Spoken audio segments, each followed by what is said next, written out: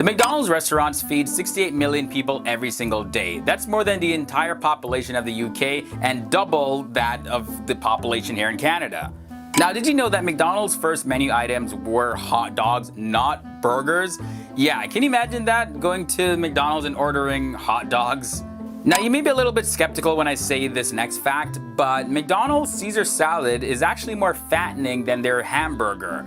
How on earth could you convince someone to eat more healthy, but yet at the same time there's more fat in there?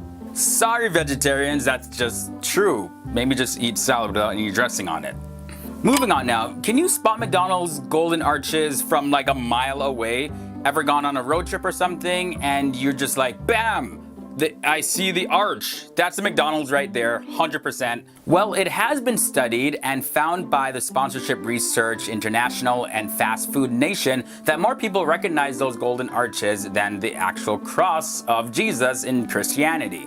McDonald's makes about $75 million a day, and their $25 billion revenue makes them the 90th largest economy on Earth.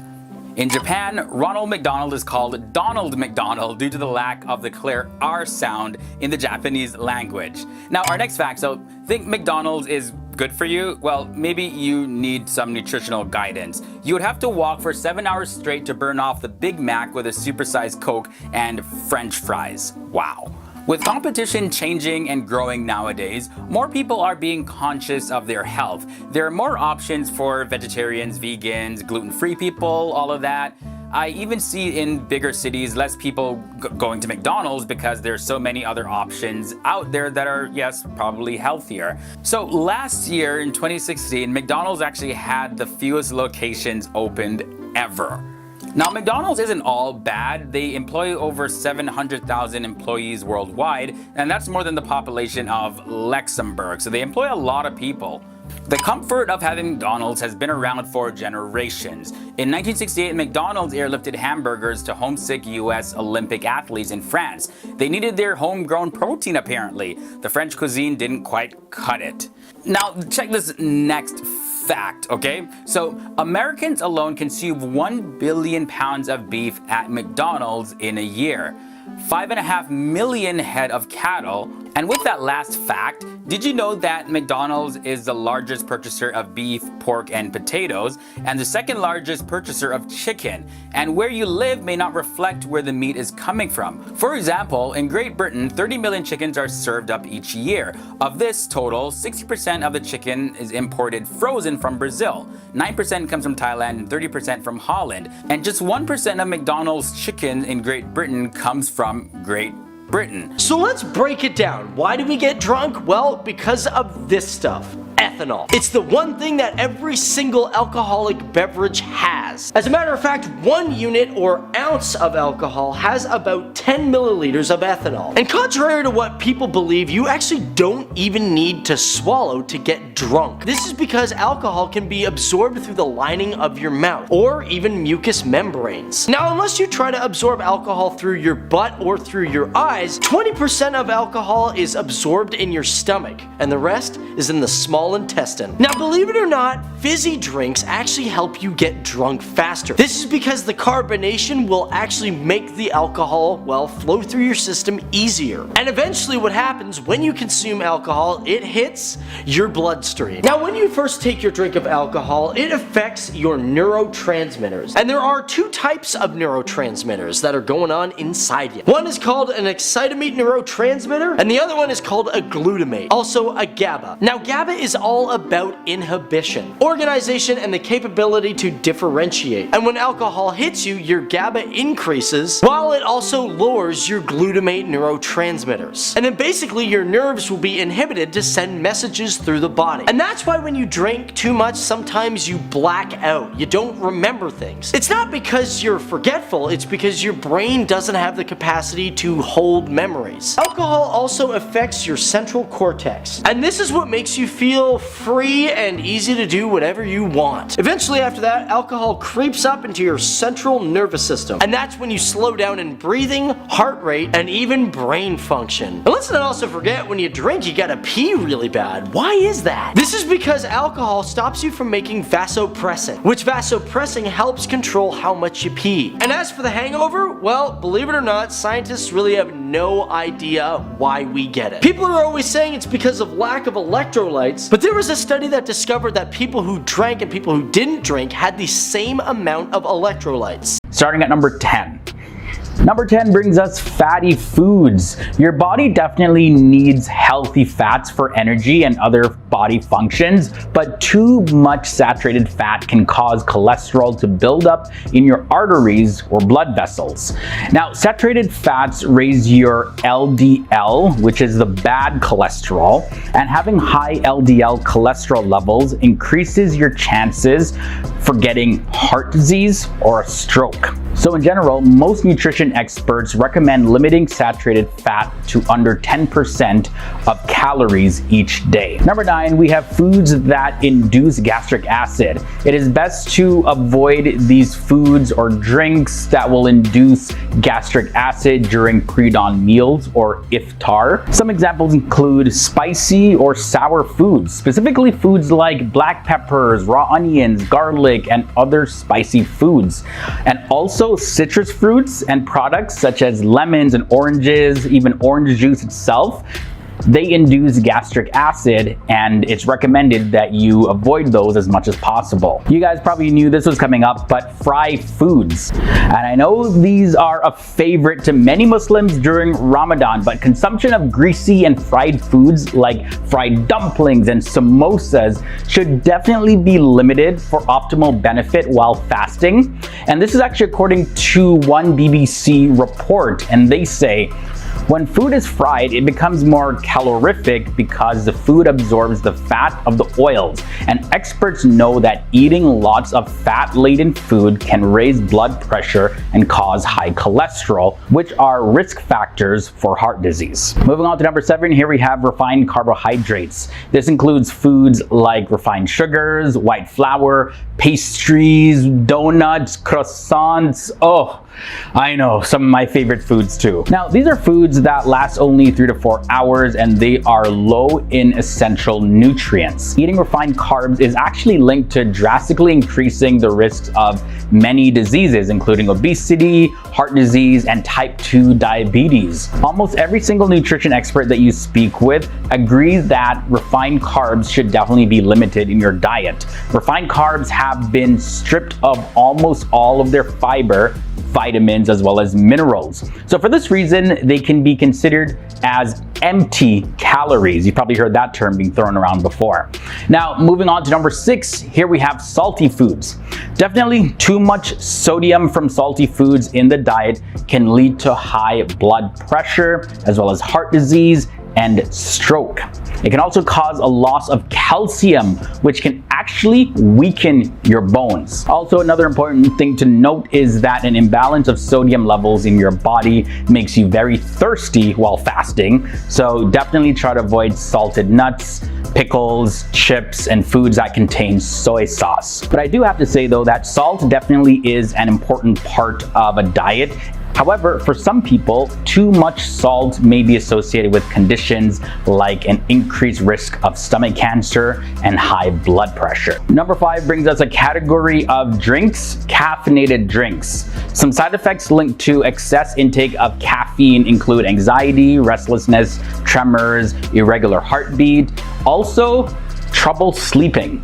Too much caffeine may also promote headaches and migraines, as well as high blood pressure in some people. Not everybody, but just some. Everybody's body reacts a little bit different. On top of that, though, it doesn't hydrate you, and it keeps you wanting more water for the entire day. So it is recommended that Muslims who are fasting should avoid it at the time of suhoor. And by the way, suhoor is the meal before sunrise during Ramadan. The second drink category at number 4 is carbonated drinks. According to healthline.com, there is no evidence that suggests that carbonated or sparkling water is bad for you. It's not really harmful to your teeth either, and it seems to have no effect whatsoever on your bones' health. However, drinking high sugar soft drinks is actually commonly associated with obesity, type 2 diabetes, and weight gain.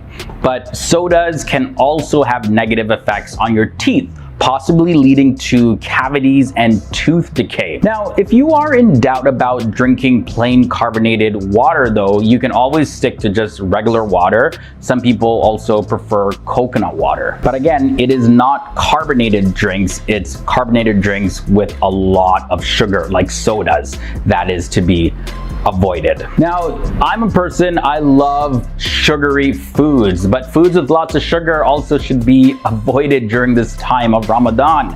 Eating too much added sugar can have many negative health effects. High sugar foods such as candies and sweets, chocolates, etc. should definitely be avoided.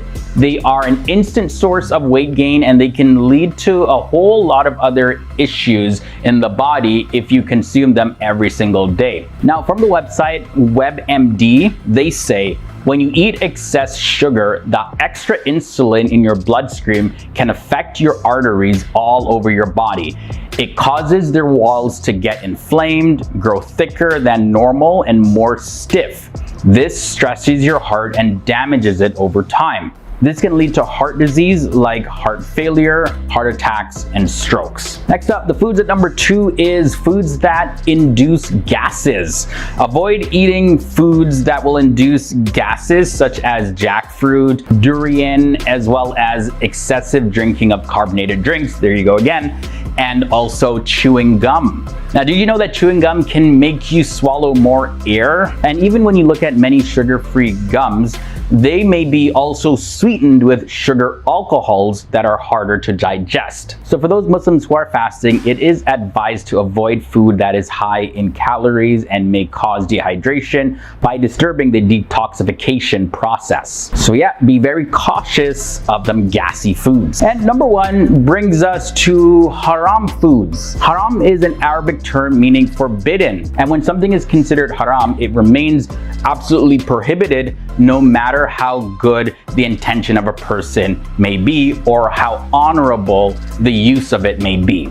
Now, Muslims are prohibited from consuming foods that have blood in it, also meats that are considered haram such as pork, cat meat, dog meat, monkey meat, and any other haram animals. They can only be considered lawful in the case of an emergency, if somebody is literally about to die from starvation and it's to save their life. However, these meats are not considered a necessity and they're not permissible at all if a society contains excess amounts of food. But even if a Muslim believer finds themselves in a time of desperation during the month of Ramadan, even then it is not advised to eat any haram foods no matter what, especially during this holy month of fasting. Also, according to Muslim belief, eating something haram during the month of Ramadan, a holy month, is considered doubly offensive. At number 10, we have pork chops. A pork chop, like other meat chops, is a loin cut that's taken from close to the spine of a pig and is usually a rib or a part of the vertebrae. Pork chops are unprocessed and they're pretty much leaner than other cuts of pork, and chops are commonly served as an individual portion. And we know that this is haram because Muslims don't eat pork. And number 9, this comes as a surprise, roasted peanuts. Peanuts that have been roasted, whether in oil or dry, are often roasted in gelatin that is composed of pig hooves. Adding gelatin is used to help the salt and other spices that are added during the roasting to bond with the peanuts for a more flavorful result. They taste really good, by the way, but yeah, be careful if you are traveling to a non-Muslim country or you live outside of a non-Muslim country and you're looking for halal foods. Roasted peanuts, may be haram. Just make sure that you read the ingredients before you try to eat some roasted peanuts. Number 8 brings us to cake mix. Now, who doesn't love a good cake? But you see, beef or pork fat are common ingredients in dry box cake mixes. And these are fats often listed on the ingredients list as lard. So to avoid this, they often recommend that you just gotta make cakes at home, or if you're Muslim, check to see if the lard is actually from a pig or if it's from another animal. But again, if it is pig lard, then it is haram. Tortilla wraps, another very surprising one. So most restaurants and homemade versions of tortillas, they're often made with lard again, and store-bought varieties of this don't usually contain lard, but it's still worth taking a look at the ingredients list just to make sure. Another delicious dessert, very popular in my home country, Jamaica, this is rum cake. Now, a rum cake is literally exactly what it sounds like. It's a type of dessert cake which contains rum. Oftentimes it's like soaked in it, but it's soaked to various different degrees depending on how strong you want the rum taste to be. In most of the Caribbean, rum cakes are a traditional holiday season dessert. Traditionally, dried fruit is soaked in rum for months and then added to dough prepared with sugar, which has been caramelized by boiling in water. Wine vinegar comes in at number 5. Wine vinegar is either made from red wine or white wine, and white wine vinegar is a moderately tangy vinegar that French cooks often use to make hollandaise sauces, vinaigrettes, soups, and things like that. And on the other hand, red wine vinegar is widely used in cooking but may have other applications as well. Most often, this is used in salad dressings and other types of marinades. But usually though, the levels of remaining alcohol in red wine vinegar come to no more than 2%. Number 4 leads us to blood sausages, and this goes by many different names like black pudding as well as kazanka. But blood sausage is a delicacy that is enjoyed by food lovers all around the world. It is made the same way as any other sausage, but instead of just containing meat and other spices, it also contains blood. And it usually includes some kind of filler to soak up the blood as well, just so that it doesn't all leak out while you're cooking it. The extra moisture and the flavor from the blood does give the sausage a very distinct taste, so it will taste different from other kinds of sausages because blood is very high in iron, so you'll notice that, yeah, there is a difference in taste there. Moving on now to number 3, escargot. Escargot, also known as snails, is a dish consisting of cooked edible land snails. Now, they're often served as an hors d'oeuvre and consumed by French people as well as people from Portugal, Spain, Great Britain, and Germany. Now, according to Muslim scholar Ibn Hazm, it's not permissible to eat land snails or any other insects and vermins like cockroaches, ants, and bees, and flies, and mosquitoes, things like that. This, by the way, is based on what the Quran says. It says, forbidden to you for food are al-maita, which refers to dead animals, and unless you're able to slaughter it before its death. This is taken from Surah 5 verses 3. Coming in at number 2 is another very, very, very popular food. It is pepperoni. It's very popular topping on pizza. Although there are halal alternatives, this food as it is made originally is haram. Pepperoni is also known as pepperoni sausage, and it's an American variety of salami, and it's usually made from cured pork and beef all mixed up and mashed together. And it is not halal at all when it comes to Islam because it's a type of meat that is not allowed to be consumed by any Muslims. It comes from pigs. And we're gonna end off this episode with chocolate with alcohol. Chocolates, like certain kinds of truffles chocolate, can contain alcohol, so definitely check before you consume. You can definitely get drunk on liquor chocolates as well, but you will, however, need to consume a lot. A standard shot of alcohol is 30 milliliters, so you would need to eat almost 4 100-gram blocks of chocolate to get 1 shot of liquor. Most people would need to consume more than 700 grams of chocolate to be over the legal blood alcohol limit. So to get quite drunk, most people would need to eat close to 2 kilograms. But either way, guys, if you are of the haram persuasion, definitely stay away from chocolates with alcohol. Yeah, always double check. All right, so let's jump in. Starting at number 10, we have beast with canine teeth and claws.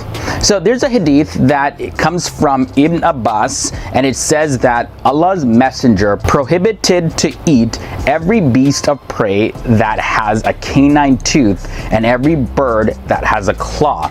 And this was reported by Imam Muslim. And speaking of canines, let's specifically get into dogs. See, as for dogs, it's impure to eat them according to the majority of scholars. Also, according to the hadith, Abu Hurairah reported that the Prophet Muhammad said these words: purifying a container that a dog has licked is done by washing it 7 times. So that's just the dog licking it. It's completely forbidden. So imagine eating it. How much more forbidden that is, if that is such a thing. Either way, dogs, things that dogs lick, prohibited. The next food is ducks who eat impurities. As for the meat of ducks, it's generally not considered haram, but it's frowned upon to eat the meat of a duck that eats impurities. So Muslims have to make sure that they prevent a duck from eating impurities and then to feed it also with cleaner foods, just so that the duck, if you're planning to eat it, will be considered halal or permissible to eat. Donkeys come in at number 7. Now this reference to donkeys is taken from the hadith, and this hadith was narrated by Abu Thalaba, and it says Allah's messenger prohibited the meat of donkeys. Plain and simple, pretty straightforward. All right, so we're moving on to number 6 in this episode. All animals that are not slaughtered in Allah's name are prohibited. So animals slaughtered in the name of anyone but God or Allah, or if they have been dedicated or offered and sacrificed to an idol or a saint or another person, they are completely prohibited. It's forbidden. It is haram. Continuing to number 5, carrion. Carrion, which is pretty much carcasses of dead animals that weren't killed by people or pets that were trained for hunting. That is something that Muslims are told to stay away from. That meat is completely haram. Kind of also tying into number 5 is number 4, and this is about animals who violently lost their lives. So an animal that has been strangled or beaten until it passes away, or it dies because it fell from a high cliff or something, or if it was completely savaged by another animal, that meat is considered haram, so Muslims should avoid that. But there is an exception though. Unless the final blow delivered to this animal where it lost its life was delivered by a human being, then it could be permissible or halal. Number 3, blood. Blood is also a big one. Blood is defined as haram, and therefore it's forbidden to Muslims. The Islamic method actually of killing an animal for meat is called zabiha. After the slaughterer recites the blessing that you're supposed to speak over the animal, they use a very sharp surgical knife or some other very sharp instrument to slice the animal's throat, and that way the blood is allowed to drain from the body, so the animal dies in a very, very, very peaceful manner. And the whole point is for all the blood to drain away, because blood contains impurities and therefore Muslims are forbidden to eat it. Pigs come in at number 2. Probably all, even non-Muslims, know this, but this is actually taken from the Quran, Surah 5 verses 3, that says, "Forbidden for you are carrion and blood and flesh of swine, and that which has been slaughtered while proclaiming the name of any other than Allah, and one killed by strangling, and one killed with blunt weapons, and one which died by falling, and that which has been gored by the horns of some animal, and one eaten by a wild beast, except those whom you slaughter, and that which is slaughtered at the altar, and that which is distributed by the throwing of arrows for an omen. This is an act of sin." So that kind of pretty much covered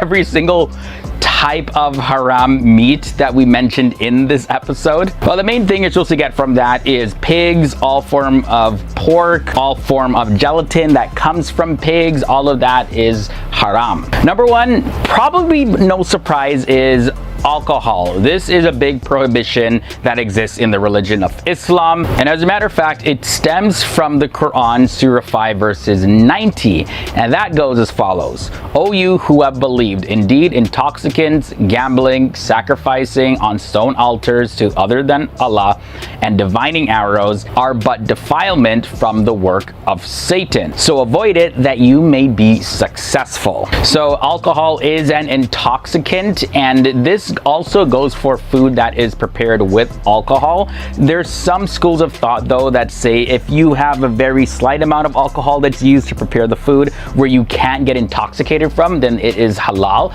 But for the most part, generally speaking, all Muslims consider alcohol as haram according to the Quran. So that does it for this episode on the 10 worst haram foods in Islam. I just want to reiterate the points that according to the Quran, the only foods explicitly forbidden are meat from animals that die of themselves, as well as blood, the meat of swine, animals dedicated to anyone other than Allah, or animals that are undedicated, and again other restrictions that I mentioned in this video. But all vegetarian cuisine is completely halal and allowed for all Muslims.